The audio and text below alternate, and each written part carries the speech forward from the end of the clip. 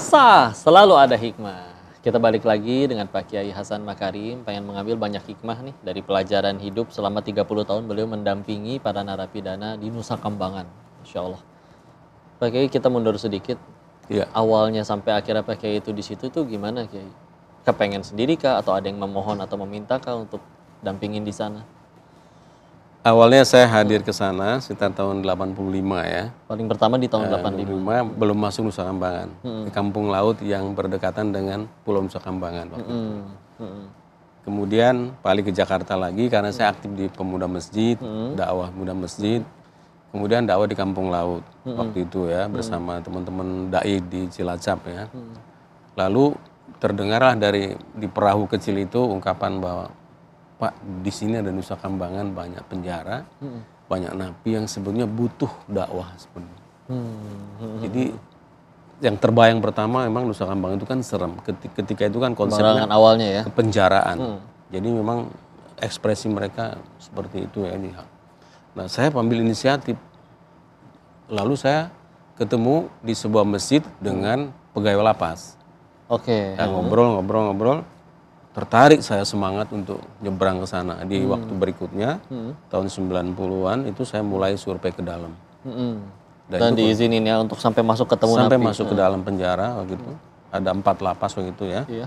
Batu, Besi, Kembang Kuning, dan Permisan waktu itu ada 4. Saya keliling masuk dan memang suasana di dalam memang beda. Banyak orang. Suram gitu ya. Iya, karena mereka konsep kepenjaraannya. Banyak kekerasan mungkin pada waktu itu ya. Dan di fasilitas yang super prihatin ya, sehingga ekspresi mereka kalau ada orang baru masuk itu bertanya besar, ada apa orang ini, mau ada apa? Gitu. Sinis gitu juga. Ya, sinis. Ya, tetap saya konsul ke Kalapas, ke bagian pembinaan ya, akhirnya saya mulai pendekatan, dikawal dengan petugas ke dalam, bertemu beberapa orang ketiga itu. Masya Allah, itu awalnya dan sampai sekarang ya, terus. Menurut Pak Kiai, kan sebetulnya itu salah satu iqob namanya hukuman kan untuk supaya orang itu ya berhenti dari kesalahannya. Jerak ya.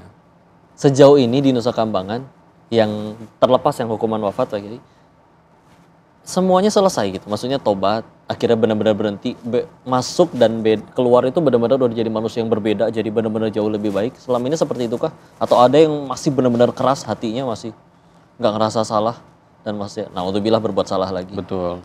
Jadi memang tahapan dakwah di dalam itu pertama kayak stadium general ya, di masjid ya.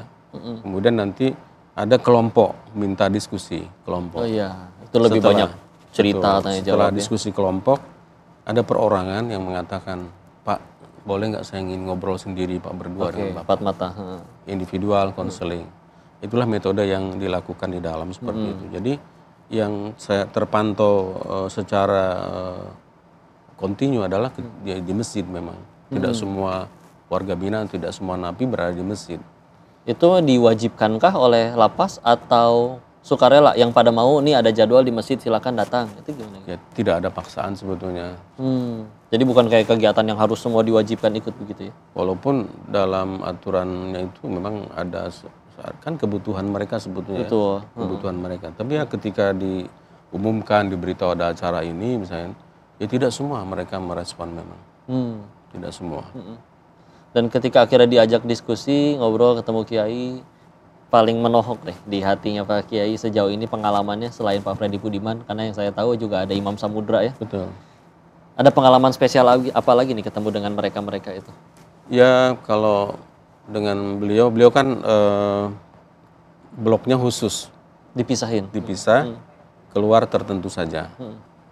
Tidak rutin keluar. Jadi nggak benar-benar satu sel satu orang ya, nggak ketemu sama yang lain?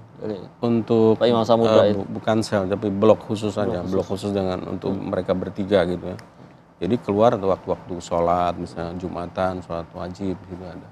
Dan sistemnya gimana sih Pak Kiai? Di sana itu apa jatuhnya dipekerjakan untuk jadi ada fasilitas bagi mereka, asatidz tempat mereka curhat begitu, atau sukarela kah atau gimana Pak Kiai? Di sana ada level tertentu ya, security, ada minimum security, itu lapas terbuka ya. Itu warga binaannya tuh di luar berkebun, bercocok tanam, beternak gitu. Kemudian yang kedua maksimum. Ada 2 berarti ya? Ya. Minimum, maksimum. maksimum itu yang kedua medium security itu bersosialisasi di luar kamar ya, sampai bisa nonton TV, bisa telepon bergiliran dengan keluarganya, aktivitas di masjid, olahraga dan sebagainya. Itu medium security. Kemudian di atas itu ada maksimum security, itu dibatasi keluarnya secara bergiliran. Di atas itu super maksimum security. Ada lagi super maksimum. Itu satu sel satu orang. Oh, ya, alhamdulillah. Maka pemirsa, ini kau masih tambah banyak penasaran nih, karena bahkan juga pengen penasaran, pengen ikut ke sana. Mudah-mudahan nanti ada wasilahnya kita bisa ngaji bareng di sana dengan para warga binaan di sana. Tapi untuk itu kalian jangan kemana-mana dulu, karena masih banyak hikmah yang bisa kita ambil dari beliau. Tetap di selalu ada hikmah. Dan setiap kali yang mau ada dieksekusi di ruang isolasi itu 3 hari bersama saya, malam terakhir itu saya kasih pakaian putih-putih.